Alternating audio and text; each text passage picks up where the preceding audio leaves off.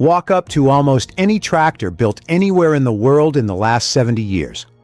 A green John Deere, a red Case, an orange Alice Chalmers, a blue Ford, and look at the back of it. You will find, on almost every single one, the exact same mechanical arrangement. 2 lower lifting arms and 1 upper link, arranged in a triangle, built to the exact same standardized dimensions, regardless of who manufactured the tractor. In an industry defined by fierce brand rivalry, companies that spent a century refusing to agree on anything, from paint color to cylinder count to fuel type, this one system is universal. That is strange, if you think about it. Competing manufacturers don't usually agree to build their machines the same way. So why did every major tractor company on Earth eventually converge on this exact design? The answer is not a committee decision, and it is not a coincidence. It traces back to one Irish engineer, a tractor that kept trying to flip over backward and kill the people driving it, a handshake agreement between 2 of the most stubborn men in American and British industrial history, and a lawsuit so large that, at the time, it was one of the biggest civil cases ever brought against an American corporation. But the real story of the 3-point hitch is not only the story of a lawsuit, it is the story of what happens when a personal promise, sealed with nothing but a handshake, collides with corporate succession, and how the fallout from that betrayal accidentally standardized an entire global industry. The story begins not with a lawsuit, but with a plow that kept trying to kill people in Northern Ireland in the years after the First World War. In the early 20th century, as gasoline tractors began slowly replacing horses on farms across the world, engineers faced a genuinely dangerous mechanical problem that had nothing to do with the tractor's engine and everything to do with how implements were attached to it. The standard method of the era was simple and crude. A plow was towed behind the tractor on a drawbar, connected by not much more than a hitch pin or a length of chain, the same basic way a horse had once pulled the same plow. This arrangement created a serious physical hazard when a plow dug into heavy or rocky ground and suddenly met strong resistance. The pulling force acted on a point well behind and below the tractor's center of gravity. Instead of simply slowing the tractor down, that resistance could translate into a rotational force strong enough to lift the tractor's front wheels off the ground entirely, flipping the machine over backward onto the driver. Tractor rollovers of exactly this kind killed and maimed farmers throughout the early decades of mechanized agriculture, and no manufacturer had yet solved the underlying physics of the problem. They had only tried to compensate for it with heavier frames and wider wheelbases. Harry Ferguson, an Irish engineer and inventor who had already built a reputation before the First World War as one of the first people in Ireland to build and fly his own aircraft, turned his attention to this exact problem. Ferguson ran an engineering and automotive business and had spent years watching farmers struggle with unreliable, occasionally dangerous plowing equipment. His insight, developed and refined through the 1920s, was not simply a better plow. It was a fundamentally different way of connecting an implement to a tractor. Instead of towing a plow behind the tractor on a simple drawbar, Ferguson designed a rigid triangulated linkage, 2 lower arms and a single upper arm, forming a 3-point connection between the tractor and the implement. This is the arrangement that gives the system its name to this day. The engineering insight behind this triangle was subtle but genuinely important. By connecting the implement rigidly at 3 points, rather than towing it loosely from one, Ferguson's linkage redirected the plow's resistance force. Instead of that force acting to lift the tractor's front end into a dangerous rotation, a significant portion of it was now converted into additional downward force on the tractor's rear wheels, meaning the harder the plow dug in and resisted, the more traction the tractor's rear tires gained, rather than the tractor becoming more likely to tip over. It was, in a real sense, a safety mechanism disguised as a lifting linkage. Ferguson didn't stop at the mechanical geometry. He paired the 3-point linkage with a hydraulic system connected to the upper link, which could sense the actual draft resistance the implement was experiencing in the soil and automatically adjust the plow's working depth in response. Deeper in light soil, shallower when the ground got tough, without the driver touching a single lever. This was, functionally, one of the earliest practical feedback control systems applied to farm machinery: a mechanical sensor, a hydraulic response, and a continuously self-correcting implement, decades before anyone in agriculture used language like automation to describe what was happening under the hood.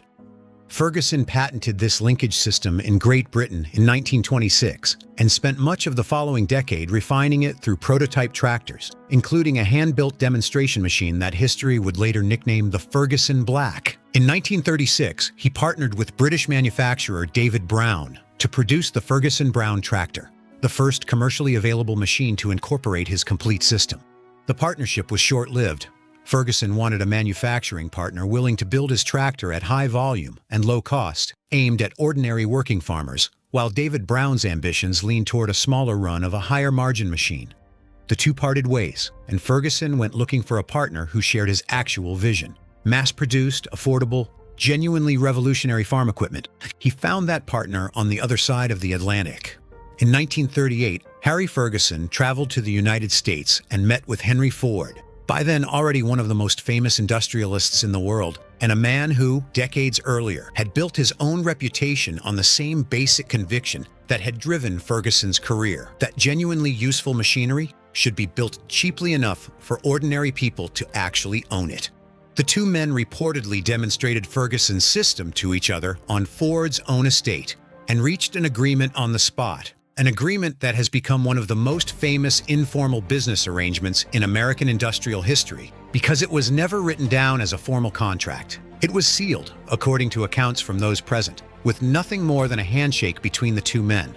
Ford Motor Company would manufacture a new tractor built entirely around Ferguson's three-point linkage and hydraulic system, and Ferguson would handle its marketing and distribution in exchange for royalty payments built into the arrangement. This was, by the business standards of any era, an enormous risk for both parties to take on a handshake. But in 1939, the partnership delivered exactly what both men had promised: the Ford 9N, a tractor that combined Ford's mass manufacturing capability with Ferguson's revolutionary linkage system, sold at a price genuinely accessible to the ordinary American farmer.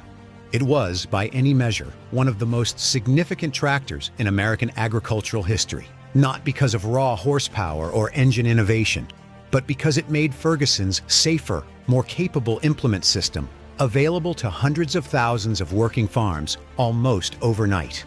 The Ford-Ferguson partnership continued through the difficult years of the Second World War, evolving into the 2N model as wartime material shortages forced adjustments: steel wheels in place of increasingly scarce rubber, and simplified features on some units to conserve materials needed elsewhere for the war effort. Through it all, the fundamental promise of the handshake agreement held.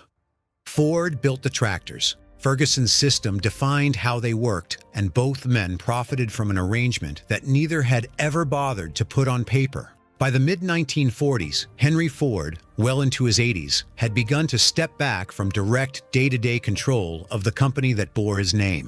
In 1945, his grandson, Henry Ford II, formally took over leadership of Ford Motor Company, a corporate succession that, within just a few years, would upend the entire arrangement his grandfather had sealed with a handshake 7 years earlier.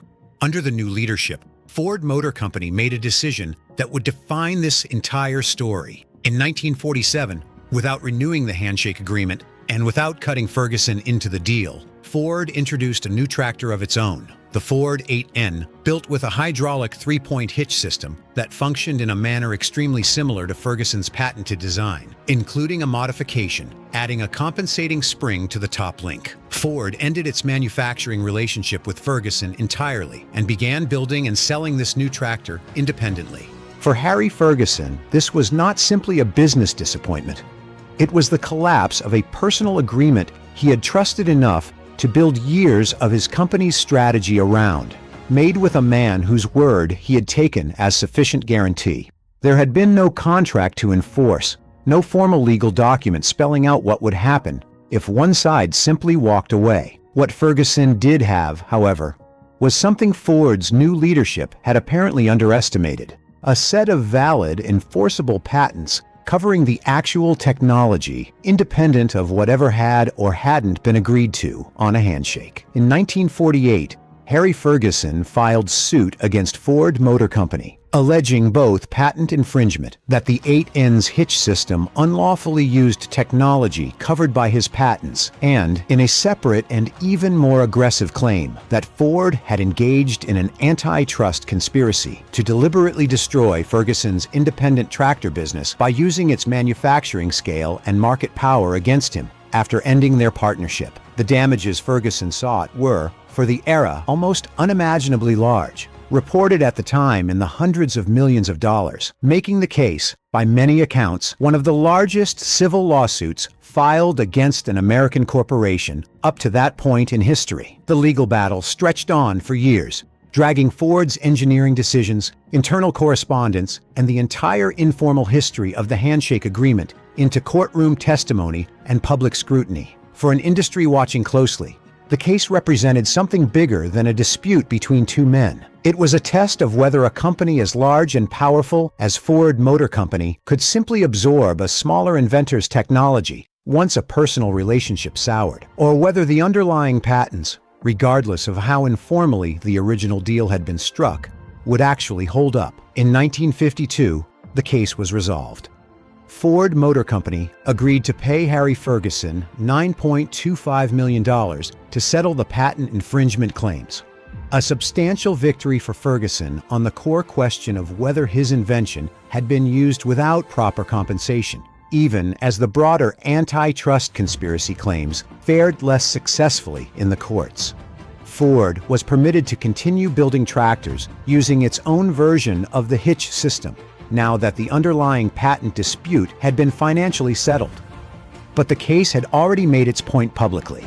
The technology genuinely belonged to Ferguson, handshake or no handshake, and using it without him came at a real cost.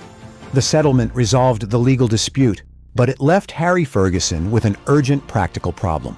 He had lost his primary American manufacturing partner, and with it, the production scale that had made his tractors affordable and widely available in the United States.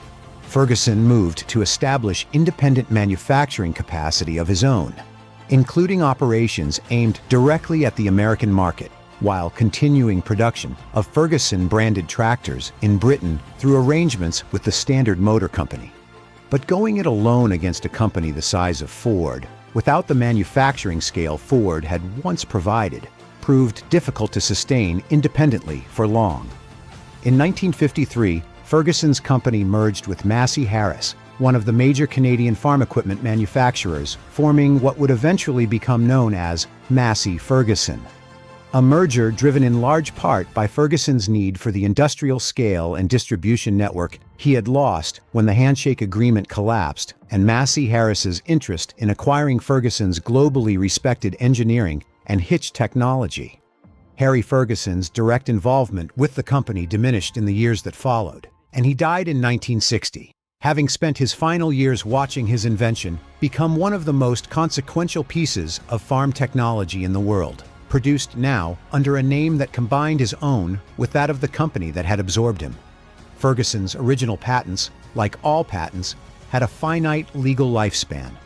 By the years following his death, as those patents began expiring, the fundamental three-point hitch design that Ford had fought and paid to use was no longer anyone's exclusive property. It was simply available, and nearly every major tractor manufacturer in the world adopted it.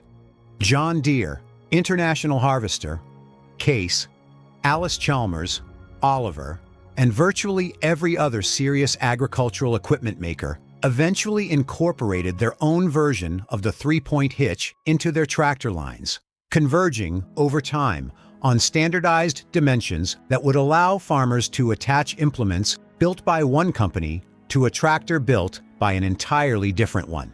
This standardization eventually formalized into recognized category classifications still used across the industry today, defining the exact size and spacing of the linkage points based on a tractor's horsepower class. This is the deepest irony at the center of the whole story.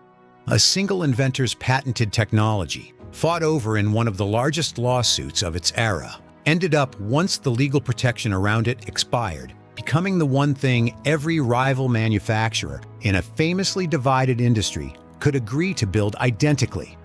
Not because any company chose cooperation over competition, but because the underlying engineering was simply better than any alternative anyone else had come up with. And once it was free to copy, copying it was the obvious choice. Today, the three-point hitch on the back of a brand new tractor works on essentially the same triangulated geometry, and often incorporates something very close to the same draft-sensing hydraulic principle that Harry Ferguson patented in Great Britain in 1926. Modern conveniences, quick-attach couplers, adjustable link ends, electronic depth control have refined the details considerably. The fundamental engineering underneath has not meaningfully changed in 100 years because nobody has needed to change it. It solved the problem it was built to solve, definitively, on the first real attempt. This is not nostalgia. A modern farmer backing a tractor of any brand up to any implement of any other brand, confident the two will connect without a second thought, is relying almost always, without knowing it, on a piece of engineering born out of one Irish inventor's frustration with plows that tried to kill people, sealed into an American manufacturing partnership with nothing but a handshake, broken by a change in corporate leadership, and settled in a courtroom for a sum that, at the time, shook the entire industry. Somewhere on a farm this week, a tractor will back up slowly toward a parked implement, its two lower arms and single upper link lining up automatically into the same triangular geometry an Irish engineer sketched out on paper nearly a century ago, a piece of history so completely absorbed into ordinary farm work that almost nobody backing up to hook on a plow gives it a second thought.